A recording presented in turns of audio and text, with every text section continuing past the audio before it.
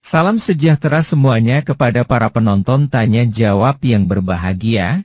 Semoga video ini bisa memberikan pengetahuan dan edukasi kepada para penonton, dan jangan lupa untuk like dan subscribe channel ini ya. Malam Ramos, tolong buka kamera Ramos, langsung buka. Bagaimana cara hidupkan? Nah, bagaimana lagi? Ada tulisan save atau simpan di bawah itu, diklik. Terus simpan. Nah, oke kan? Nah, macam ini Bu. Saya mau tanya saja ini. Saya pun orang Kristen. Paham kan? Saya orang Kristen. Tapi saya hanya mau tanya. Tapi itu Ibu mau jawab dengan jujur. Iya, memang kita selama ini jawab harus jujur. Ya, mau jawab dengan jawab jujur. Nabi Isa dengan itu Yesus sama kan tidak? Tidak sama. Tuhan Yesus bukan Nabi Isa. Wah. Wah. Kan tiga. Tiga? Allah. Iya memang tiga. Tapi kenapa Nabi itu kita tidak disebutkan? Ini Bang Ramos ini mabuk ini. Mabuk ya? Oh, tidak. Saya mau bertanya. Bukan, wajah Abang itu menampakkan ciri-ciri orang yang sedang minum alkohol dosis agak tinggi. Oh, tidak.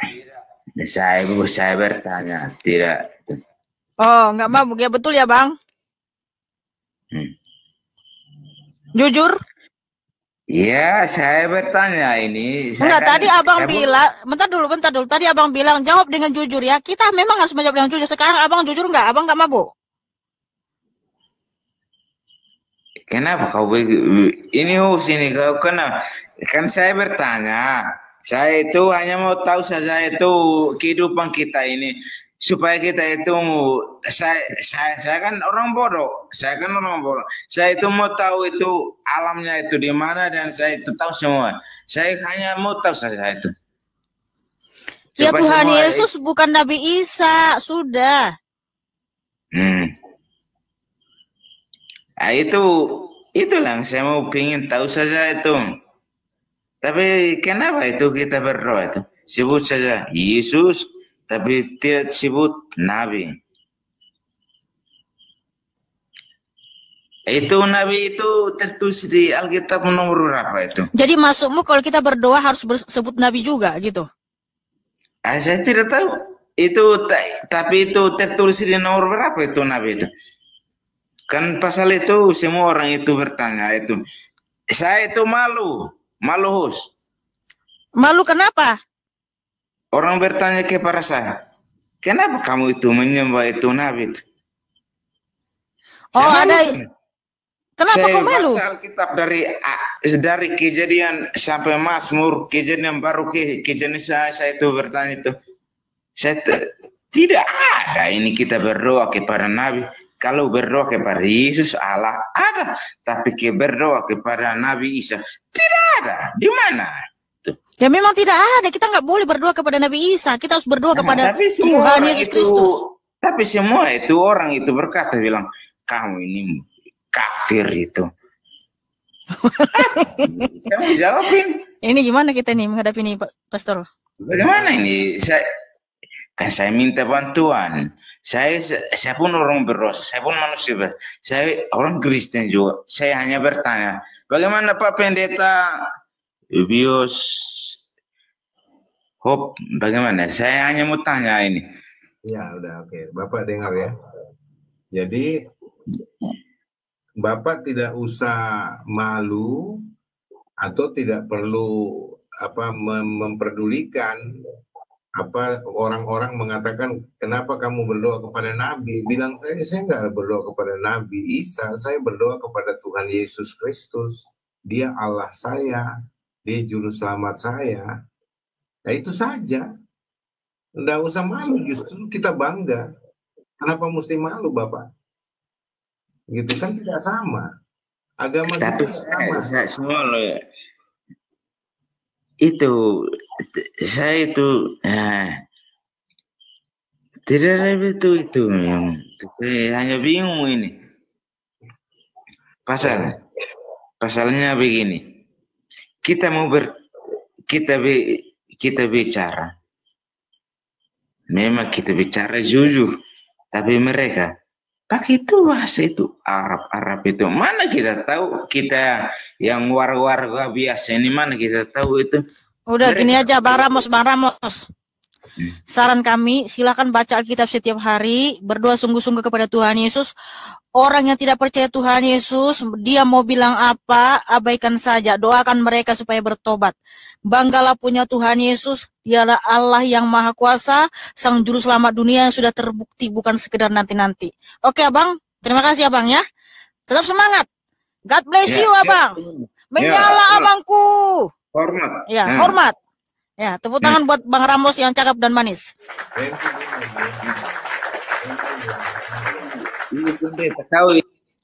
Ya, berhenti minum Pak Ramos, jangan lagi minum mabuk lagi. Ya, supaya bisa akal sehat bagus. Oke, selamat malam Bang Sandi Budi. Selamat malam Mbak. Bentar, tolong open dulu. Iya, open cam.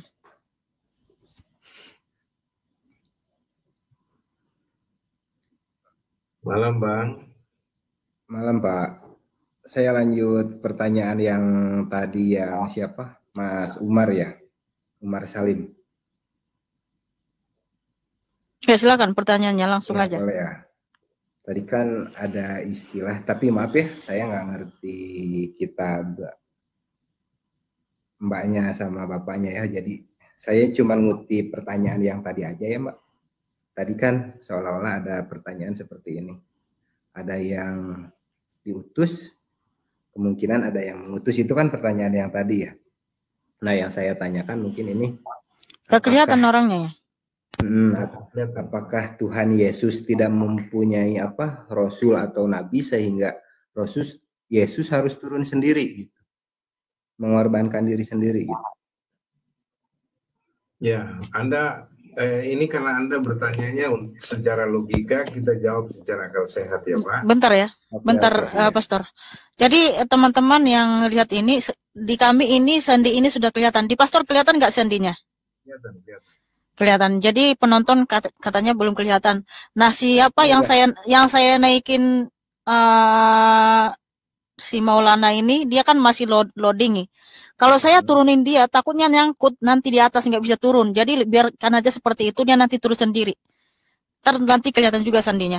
Silakan Sandi, silakan Pastor. Ya, jadi begini Maulana, bahwa Sandi Bang. Halo? Oh sorry, Sandi. Tapi suaranya kedengaran ya, sandinya kedengaran suaranya kan?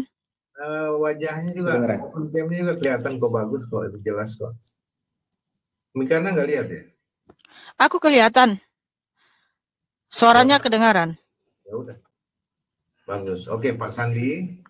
Ya gimana Bang? Jadi kenapa Tuhan sendiri harus turun untuk menebus manusia itu dari ancaman kematian kekal karena dosa? Yeah. Karena tidak ada di antara manusia yang punya kelayakan untuk menjadi korban tebusan yang dituntut oleh maut. Maut, kematian menuntut upah untuk pembebasan. Jadi kalau dari kalangan manusia semua sudah jatuh dalam dosa. Keturunan Adam semuanya sudah berdosa. Jadi tidak ada lagi yang layak untuk menjadi tumbal yang berkenan. Dan dari awal manusia itu dia menyerahkan semuanya karena tipu daya dan harus dikembalikan oleh kebenaran. Makanya karena manusia tidak ada yang benar seorang pun, Tuhan sendiri yang harus datang dalam wujud manusia yang suci, manusia yang benar, dalam bahasa kami manusia yang diurapi tanpa cacat celah. Tapi gini Pak, mohon maaf ya saya potong sebentar. Tapi dengan kata utusan, mohon maaf ya Pak ya, tapi ini hanya tentang logika Pak ya, tentang logika ini kita berpikir masalah logika ya. Tapi kalau kata utusan itu kan seolah-olah jadi kata-kata yang bisa dianggap baku dan ditunjukkan kepada seseorang yang menerima utusan. Itu kalau misalkan dengan kata utusan. Tapi kalau misalkan emang beliau turun sendiri, beliau menyerupakan sendiri gitu kan, harusnya di Alkitab mungkin, tapi kan ini hanya logika ya Pak, harusnya nggak ada bahasa utusan karena seolah-olah utusan itu seolah-olah ada yang mengutus. Benar tadi kata Bang Umar, kalau misalkan kita punya pemikiran yang yang logis gitu Pak. Bukan seolah-olah, memang ada yang ngutus. Nah kalau misalkan ada yang ngutus, berarti ada orang yang mengutus, iya. Kita nggak pernah sangkali yang mengutus. Berarti orang yang mengutus dan yang diutus itu beda. Tuhan yang mengutus, ya, dia mengutus dirinya sendiri dalam keadaannya sebagai manusia. Dia adalah roh, dia mengutus dalam pengertian dia yang merancang keselamatan itu. Dia yang menetapkan caranya dengan jalan apa? Datang sendiri dalam rupa manusia, tapi tidak menghilangkan hakikatnya sebagai Tuhan. Nah ini contoh kecil Pak ya, mohon maaf saya potong. Ya, saya mau tanya, Anda ngerti nggak yang saya arahkan dulu? Jangan langsung motong sana sini dengan konsep yang lain. Enggak, ini satu konsep loh tentang masalah utuh dan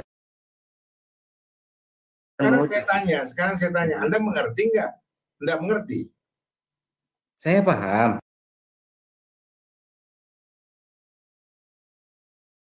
Jadi perkataan Bapak barusan, yang mengutus adalah rohnya kan, yang turun gitu kan, sedangkan itu berubah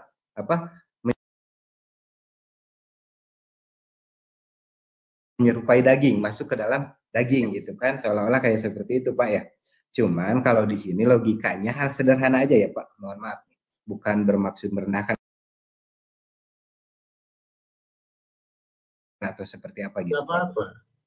Hal sederhananya gini, saat kita mengutus seseorang untuk membeli rokok, otomatis kita yang mengutus dan yang berangkat membeli rokok adalah orang lain. Itu mungkin hal sederhana di kehidupan sehari-hari Bang, itu contohnya. Ya, itu kalau misalkan seperti ini, itu kan yang mengutus orangnya itu, mohon maaf ya Pak, mohon maaf untuk untuk logisnya kayaknya belum dapat gitu Pak. Ya, nggak ngerti. Itu kalau kamu bicara begitu dalam konteks manusia, Tuhan bukan manusia. Dia bisa menjadi apa saja, dia bisa menduplikasi diri. Ya, tapi kalau di saya Pak, saya tanya, ini masuk logika Anda nggak kalau Tuhan jangankan menjadi manusia, ya benar. Cuman yang jadi pertanyaan gini Pak, beda ya. Yang namanya Tuhan itu tidak pernah melihat itu dengan kenyataan bahwa dunia itu akan hancur seperti itu Pak. Nah sedangkan gitu kan, Yesus turun ke dunia. Ya nggak apa-apa Bang Sandi, kita hormati apa yang menjadi kepercayaan Islam. Kita nggak ganggu-gugat itu Pak. Iya benar. Anda percaya begitu silahkan. Tapi kami percaya bahwa Tuhan yang dipresentasi Alkitab, Allahu Akbar, dalam bahasa Arab itu Al-Akbar, dalam bahasa Ibrani El Gibor, dalam bahasa kita Allah yang maha besar, yang tidak lain dan tidak bukan adalah Tuhan semesta alam ini. Dia yang merancang keselamatan untuk manusia, dia yang menetapkan caranya, dia yang menentukan harinya dan semuanya, dan dia datang dalam rupa manusia untuk menebus semua manusia termasuk Anda. Sehingga kalau orang mau percaya dia dengan karya salibnya itu, dia pasti diselamatkan, itu jaminan kepastian. Kalau tidak mau percaya, ya neraka. Memang begitu jalannya. Yang Alkitab jadi mohon maaf ya Bang dipotong. Sebentar. Barusan karena emang nyambung kepada kesalahan saya Bang. Nanti sebentar dulu, saya belum selesai. Makanya jangan potong dulu. Kamu nggak nyambung. Kalau saya belum selesai, kamu motong. Kamu bicara, saya diri. Jadi itu sebabnya, kalau Islam punya pandangan yang berbeda, kami hormati. Nah, itu sebabnya kamu tidak boleh paksakan perspektif Islam dalam Kristen. Nggak bisa. Benar Bang, saya nggak memaksakan. Cuman kan saya tadi bertanya soalnya kalau di umat kami, di keyakinan kami di Muslim itu kan, jadi kalau misalkan kita melihat pencipta, jangankan pencipta ya Bang ya, kita melihat yang diciptakannya aja banyak hal yang tidak kita mampu gitu. Ya, Tapi kami tidak memaksakan jadi apa jawaban kehendak kami begitu. apa enggak. Jadi jawaban kami begitu, Sandi. Kalau kamu tidak bisa terima atau memang tidak mengerti, ya nggak apa-apa. Kami pasti berdoa supaya kamu nggak memaksakan Bapak harus memahamkan saya, enggak. Cuman kan ini diskusi apa saya nggak paham tentang apa keyakinan Bapak, makanya saya bertanya, saya naik room ini gitu. Nah, bukan istilahnya saya mencecar Pak, atau gimana, enggak. Enggak, sudah dikasih pemahaman Pak Sandi. Jadi itu berbeda. Perspektif Anda sebagai orang Islam kita hormati, yang tidak bisa menerima versi Kristen dalam penebusan, dan bahkan kata utusan itu berbeda dalam perspektif Islam dengan perspektif Kristen. Amat sangat berbeda. Tidak sama, tidak bisa disinkronkan kata utusan itu. Bahkan konsep anak Allah tidak ada pada Islam, konsep Bapa tidak ada pada Islam. Jadi kalau Anda bertanya soal ini, soal hubungan Bapa dan anak, lalu kemudian utusan, Mesias, semua konsep yang ada di Alkitab yang Anda selalu tanya ini tidak ada di Islam. Jadi nah, justru Pak, justru dengan Bapak sekarang lebih jauh ke Bapak, ke anak. Saya kan tadi nggak bertanya ke masalah itu, Pak. Dengar dulu Sandi, dengar dulu, jangan dipotong. Kamu dengar bentar dulu. Bagaimana kamu bisa ngerti, bagaimana bisa pinter kamu kalau orang lagi ngomong. Salah satu ciri orang itu kalau ini nggak bisa terima, orang lagi ngomong menjelaskan, kamu ngomong nggak bisa. Ya justru tadi kan saya bertanya kemana, Bapak jawabnya kemana, ke Bapak, ke anak. Saya kan nggak bertanya ke sana, maksudnya seperti itu. Cuma kalau misalkan karena Bapak ngebahas ke sana, ujung-ujungnya muncul lagi pertanyaan gitu. Iya, kamu sudah diterangkan tadi. Kan kamu tanya utusan, lanjutan pertanyaan dari Oman. Kamu tanya, karena kamu ingin memaksakan versi Islam itu untuk kamu terima. Kalau tidak mau maksakan, nggak usah ditanya ulang. Gitu loh, selesai. Enggak, maksudnya kan gini, ini diskusi. Saya belum paham. Karena emang dijelaskan, logisnya belum masuk gitu, Bang. Sudah dijelaskan versimu nggak bisa, logikamu nggak bisa terima. Nggak mungkin dipaksakan, toh.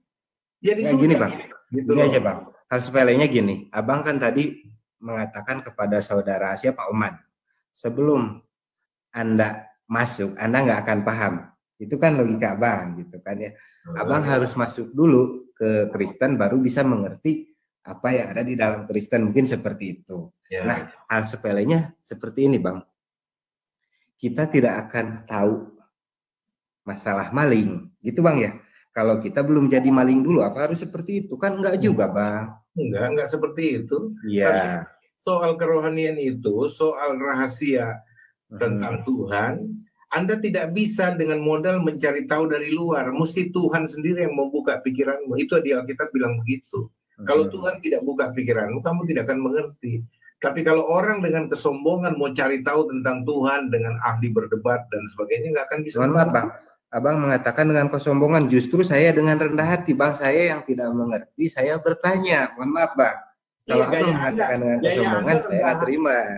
Gaya Anda rendah hati, Pak Sandi. Saya sudah ribuan kali ketemu orang yang gayanya rendah hati, tetapi ngotot, keras, nggak mau terima jawaban.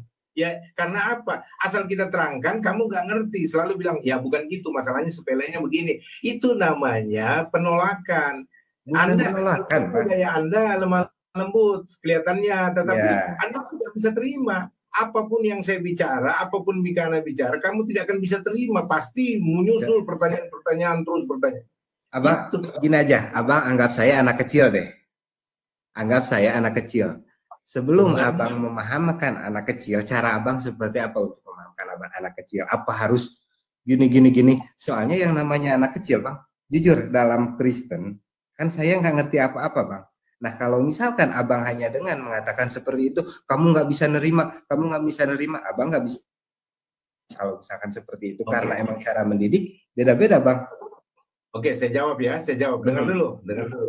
Kamu bilang kamu sebagai anak kecil, oke. Anak kecil beberapa kali dikasih tahu dia tidak bisa mengerti karena belum bisa mengerti, maka itu sebabnya tidak perlu dilanjut kadangkala, dibiarin aja dulu, nanti dia bertumbuh besar dulu. Dia dewasa dulu, baru bisa mengerti. Karena anak kecil tidak bisa mengerti bahasa orang dewasa. Kadang-kadang sudah diterangkin juga nggak ngerti. Makanya Anda perlu dengar banyak tentang kekristenan. Ya, Anda perlu berdoa.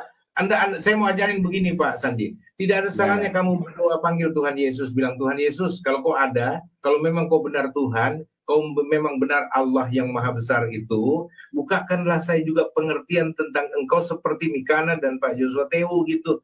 Supaya saya juga bisa mengerti akan engkau Yesus. Saya betul-betul mau mengenal engkau. Coba berdoa begitu Pak. Pasti bisa. Ya, Bang. Soalnya gini, kalau saya untuk melakukan sesuatu, Bang mohon maaf ya, itu kan majunya ke keyakinan seseorang Bang ya.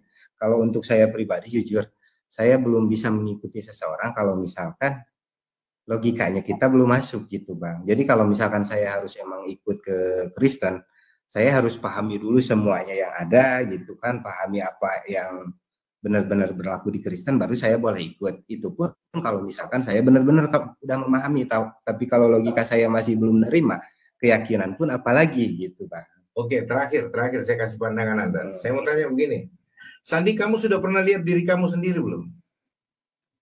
Saya sekarang lihat tuh ada foto saya ada kelihatan. Itu kan pakai bantuan, toh?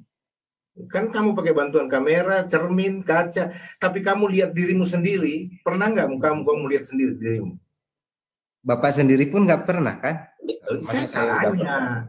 Saya tanya, bukan ya, dibalik. Justru Bapak menanyakan hal yang emang tidak sepatutnya dipertanyakan. Karena Abang kan nggak mungkin Abang lihat sendiri tanpa cermin, bener nggak? Saya pun sama seperti itu. Makanya Abang bertanya sesuatu yang sebetulnya nggak perlu dipertanyakan, Bang. Kan saya bilang, kamu dengar dulu. Kenapa saya tanya? Begitu mestinya kamu tanya, kenapa bertanya seperti itu? Supaya Anda dengar penjelasannya. Langsung Anda compare, Anda potong, nggak bisa gitu. Maksud saya bertanya seperti itu untuk memberitahu kamu bahwa Anda butuh bantuan, penjelasan tentang siapa dirimu, cermin. Kamu tidak bisa melihat dirimu sendiri dengan matamu sendiri tanpa cermin. Kalau gitu, saya nggak punya keinginan, saya nggak masuk room ini loh Bang.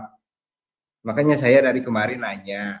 Bahkan malam sekarang juga masuk room nanya lagi. Asal kita ngomong, kamu sudah punya konsep sendiri. Jadi susah, sudah ngeblok.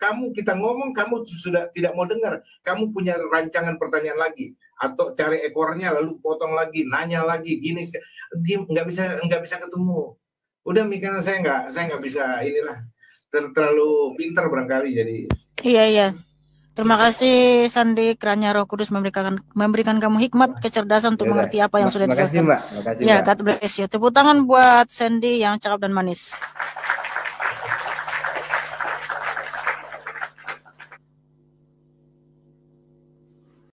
Saudara-saudara sekalian, pada video yang sudah kita saksikan bersama-sama ini ada pertanyaan-pertanyaan tentang apakah Yesus tidak mempunyai rasul atau nabi sampai harus turun sendiri ke dunia.